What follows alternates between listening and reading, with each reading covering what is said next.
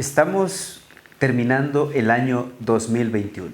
Ya estamos prácticamente a la puerta del año 2022. Ha sido un año complicado, difícil para muchos de nosotros. Hemos tenido que enfrentar la pandemia, los problemas económicos, los problemas políticos, los problemas familiares, ministeriales, etc.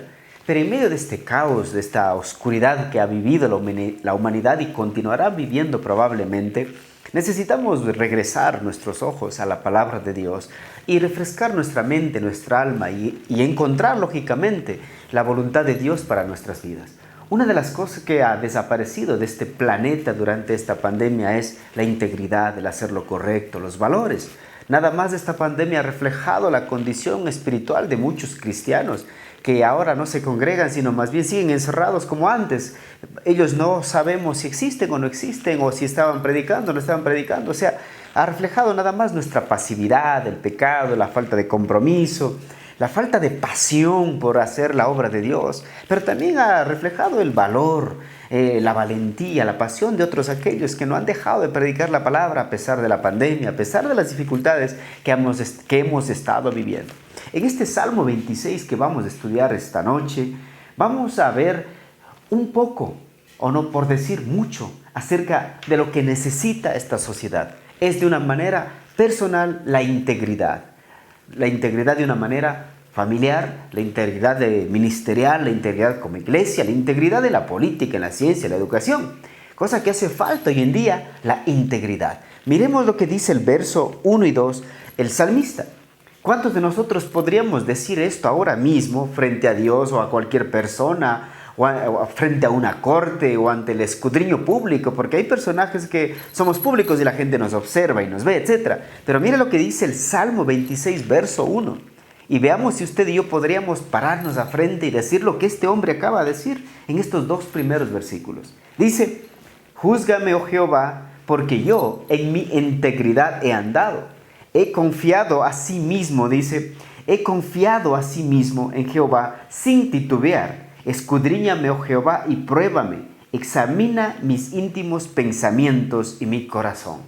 Qué espectacular forma de acercarse a Dios. Usted y yo decimos, ¿cuándo podremos nosotros tener esta certeza, esta convicción de poder decir al Señor: júzgame porque en mi integridad he andado? No dice he predicado de la integridad, he leído de la integridad, he escuchado un sermón de la integridad. Dice en mi integridad he andado. No ha hecho poesía de la integridad, sino ha vivido la integridad. Miren, les cuento esta historia. Un joven se acercó a una cabina telefónica y comenzó a hacer una llamada. Señor, ¿tiene usted trabajo para un empleado honesto, capaz y trabajador?, preguntó el joven. No, ya tenemos uno, respondió al otro lado de la línea. Mientras se alejaba, este joven bailaba, cantaba, estaba feliz de haber escuchado esa respuesta. A lo que un hombre curiosamente le preguntó y dijo: joven, ¿acaso no le acaban de negar el trabajo porque tienen un joven honesto, trabajador, excelente? Y el hombre dijo: no, yo no he perdido el trabajo. Yo soy aquel joven del cual hablaron al otro lado del teléfono. Ese joven honrado, capaz y trabajador que ellos ya tienen, ese soy yo. Solo estaba probando si hacía bien mi trabajo. ¿Cuántos de nosotros podríamos hacer lo que hizo este joven o hacer lo que está haciendo el salmista? Probarnos a nosotros mismos. La Biblia dice que una vida tiene que ser analizada para ser vivida y tiene que ser analizada constantemente a ver si estamos caminando, estamos en el camino correcto. Si usted hiciera esa pregunta a su empleador, a su profesor, a su esposa, a su amigo, ¿qué le dirían? ¿Realmente tienen a la persona correcta en el lugar donde están, en su trabajo, en la economía, en la política, como profesor, como alumno, como esposo, como padre? ¿Es usted la persona correcta a poder decir: Señor, yo en mi integridad he andado, he confiado a sí mismo en Jehová sin titubear? Otra de las cosas increíbles. Yo he confiado en Dios sin titubear. La palabra titubear es, lógicamente, dudar, desconfiar, no estar seguro. O sea, titubear es que no vas a tomar una decisión.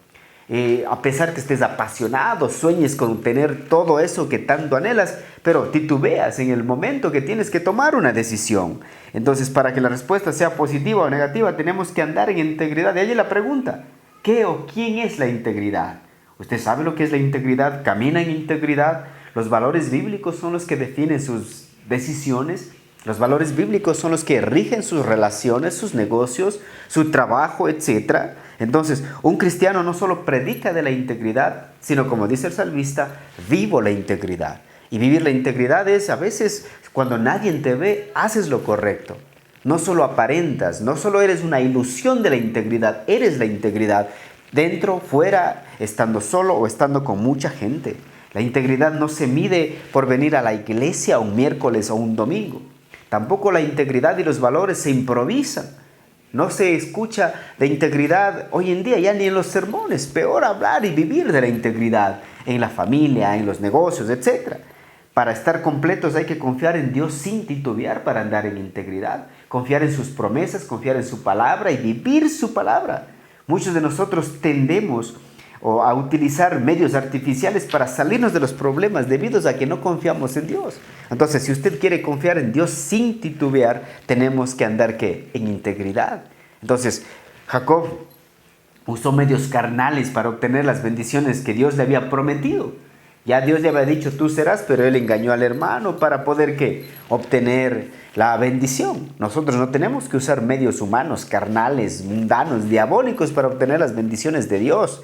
Ya Dios nos ha prometido y lo hará. Entonces, esta noche antes de ir a la cama, medite y pida que Dios le examine. Eso es humildad. Que le examine a su esposa, a sus hijos, que le examine Dios, su colega de trabajo, su jefe. Vaya y pregunte, ¿he hecho bien mi trabajo este año? ¿Cree que he dado lo mejor? ¿Cree que soy ese empleado excelente, capaz, auténtico? Debemos terminar el año haciéndonos este análisis para comenzar el 2022 a corregir si estamos mal, a mejorar si estamos haciendo bien y si estamos haciendo bien a ser más excelentes todavía. Y si estamos haciendo las cosas de una manera excelente, pues seguir impactando al mundo a través de esto. ¿Haría usted esta evaluación? Dice, yo en mi integridad he andado, he confiado a sí mismo en Jehová sin titubear, escudriñame Jehová, pruébame, examina mis íntimos pensamientos y mi corazón. Él está dispuesto a ser evaluado por Dios. ¿Está usted siendo evaluado por Dios? ¿Está usted siendo evaluado por las personas que viven a su lado? Las evaluaciones hacen que nosotros crezcamos, maduremos y seamos mejores. No tenga miedo a la evaluación. Verso 3. Porque tu misericordia está delante de mis ojos y ando en tu verdad. Él anda en integridad, pero también vive de la misericordia. Y dice, ando en tu verdad. Un hombre que ha gustado las misericordias de Dios ya no quiere andar según le parece a él mejor, sino se deja guiar por la palabra de Dios, por la verdad, porque aquí dice la verdad. ¿Qué es la verdad? ¿Quién es la verdad? Jesús es la verdad. Es una persona. Yo soy el camino, la verdad y la vida. Un seguidor de Jesús no solo habla de Jesús. Hoy en día hay millones de personas hablando de Jesús. Y de esos millones la pregunta es, ¿cuántos andan como Jesús? ¿Cuántos viven como Jesús? ¿Cuántos viven como Jesús? Estudiando el libro de San Juan 14, ayer hablábamos, dice que nosotros haremos cosas mayores que de las que Él hizo en este mundo hace 2000 años. Y usted se está pensando en milagros, está pensando en resucitar muertos, hacer caminar a los cojos, dar vista a los ciegos. ¿Sabes?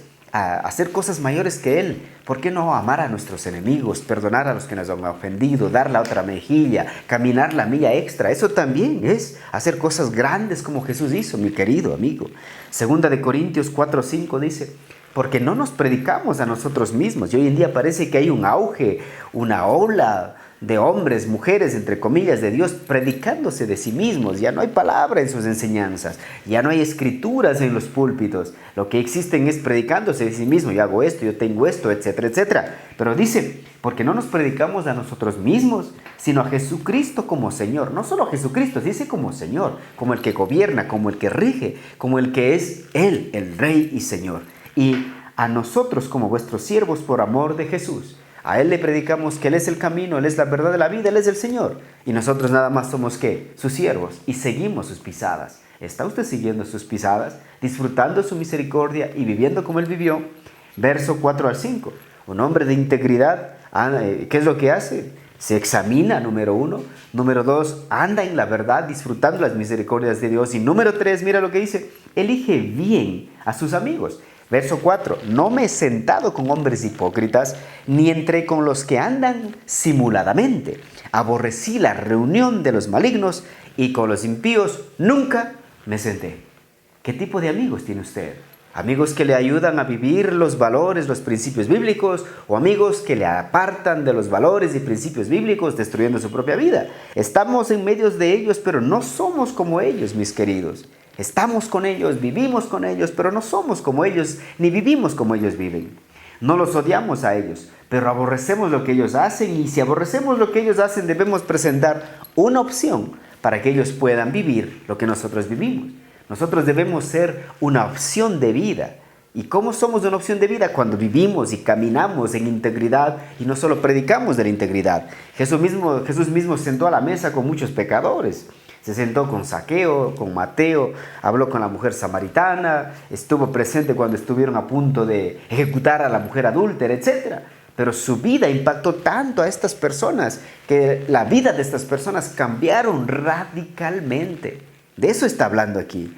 Un pueblo que se aparta de la verdad y deja sus caminos termina viviendo la mentira, siguiendo la mentira, creyendo la mentira, etc. Veamos lo que puede pasar. Jueces capítulo 2, verso 10 dice: y toda aquella generación también fue reunida a sus padres, y se levantó después de ellos otra generación que no conocía a Jehová, ni la obra que él había hecho por Israel. Después los hijos de Israel hicieron lo malo ante los ojos de Jehová y sirvieron a los Baales.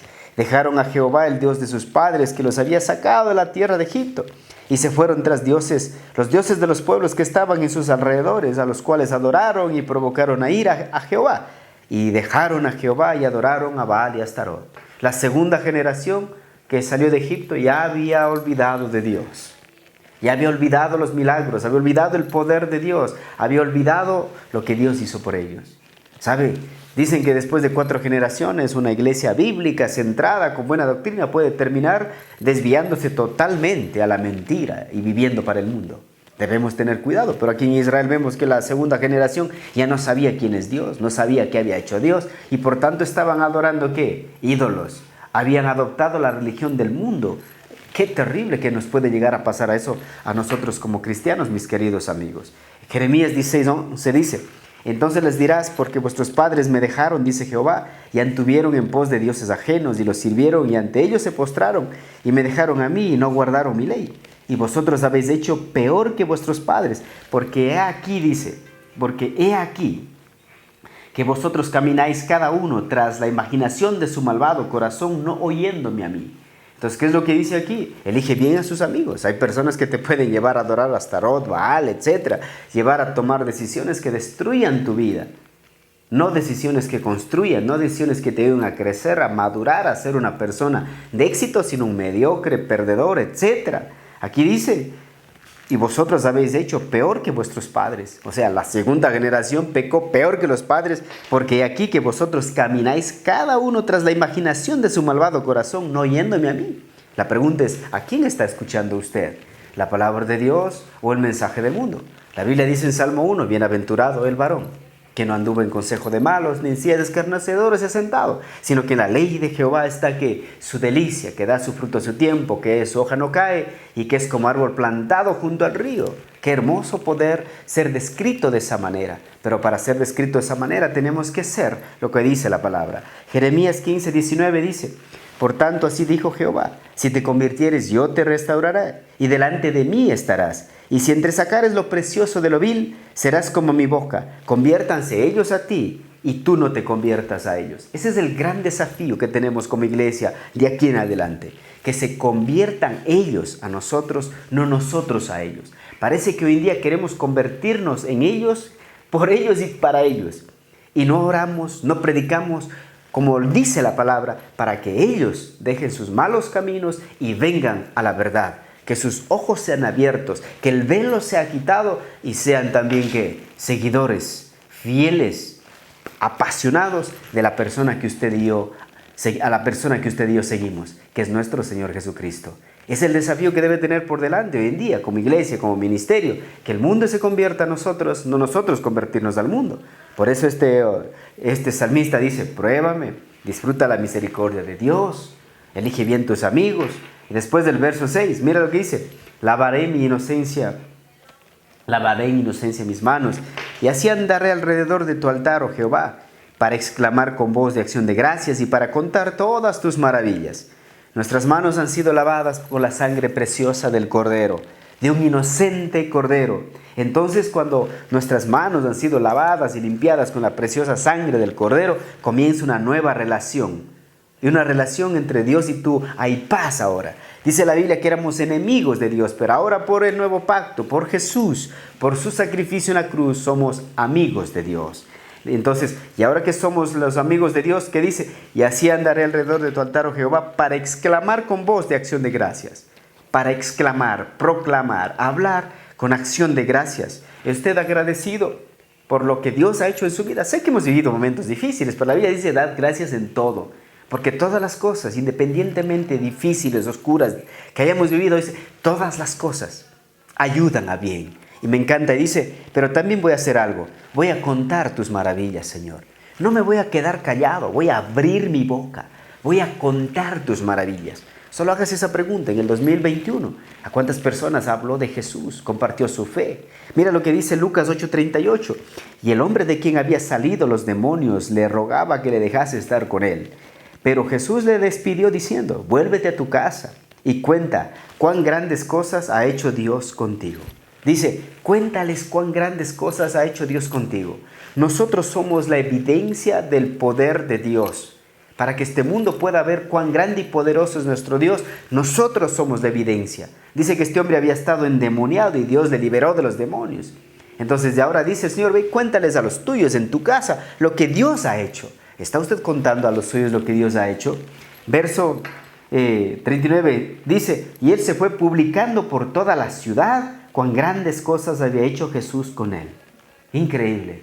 Este hombre no solo contó en su casa, sino contó a toda la ciudad de lo que Jesús había hecho con él. Eso se llama un avivamiento, un despertar espiritual en una persona que no le teme hablar de Jesús al primo, al tío, al amigo, al vecino, al compañero de trabajo, al barrio, a la ciudad.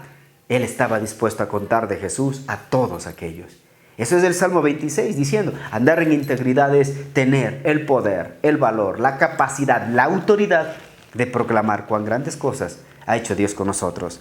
Y él se fue publicando y cuando volvió, Jesús le recibió la multitud con gozo porque todos le esperaban. Hablar de Jesús es maravilloso. La pregunta es, ¿qué ha hecho Jesús por ti y no lo has contado a aquellos que están cerca de ti, pero están lejos de Dios? Verso 8. Dice, Jehová, la habitación de tu casa he amado y el lugar de la morada de tu gloria. Sé que esta pandemia nos ha aislado. Sé que esta pandemia nos ha quitado el privilegio de reunirnos con nuestros hermanos en la congregación. Yo sé que ya estamos volviendo poco a poco. Yo sé que hay muchas teorías acerca de te vacunes, no te vacunes, etcétera, etcétera. Pero la palabra de Dios no habla nada de ese asunto. Ha habido pandemias en todo el mundo.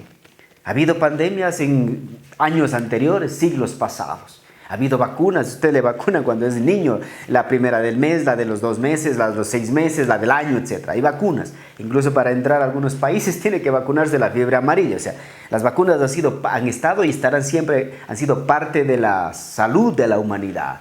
Ahora tenemos un conflicto, ha sido un virus global. El vacunarse o no vacunarse no te puedo decir qué hacer o no hacer, pero siempre el bien mayor está por encima. Dice la Biblia, el avisado ve el mal y lo evita. En cambio, el necio sigue adelante y ¿qué? Y cae. Entonces, ¿qué quiero decir con esto? Que tenemos que ser sabios a la hora de congregarse. Sabiduría sobre todo, de una fe muy personal, de tu madurez espiritual. Pero también he descubierto que en esta pandemia vemos que hay cristianos que no conocen de doctrina, teología, no conocen nada. Solo asistían a la iglesia, escucharon un sermón, pero no fueron discipulados, entrenados como se debe, o no se autoentrenaron, porque la mayoría tenemos que autoentrenarnos, leer buenos libros, escuchar buenos sermones. Tenemos en este canal mucho como contenido de doctrina que puedes verlo. Pero él dice, la habitación de tu casa, llamado, y el lugar de tu gloria. ¿Cuántos extrañan congregarse? ¿Cuántos extrañan alabar a Dios como pueblo?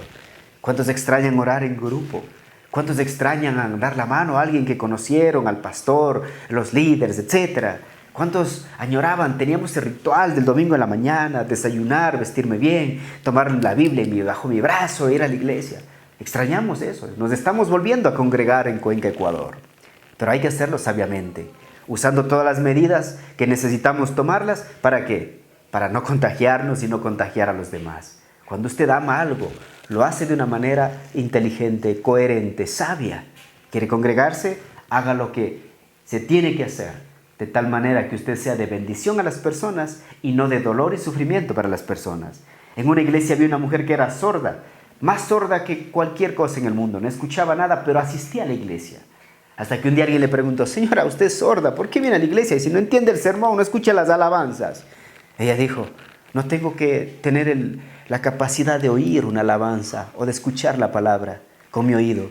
Mi corazón lo siente, mi espíritu se alimenta. Quizás mi carne no escucha lo que dice el Señor, pero mi espíritu, en cambio, escucha claramente lo que dice el Señor y me gozo. ¿Cuántos quisiéramos nosotros tener congregantes así, no? Que vayan a la iglesia, se congreguen.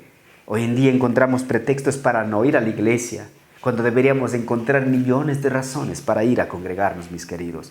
Verso 9-10 dice: no arrebates con los pecadores mi alma, ni mi vida con hombres sanguinarios, en cuyas manos está el mal y su diestra está llena de sobornos.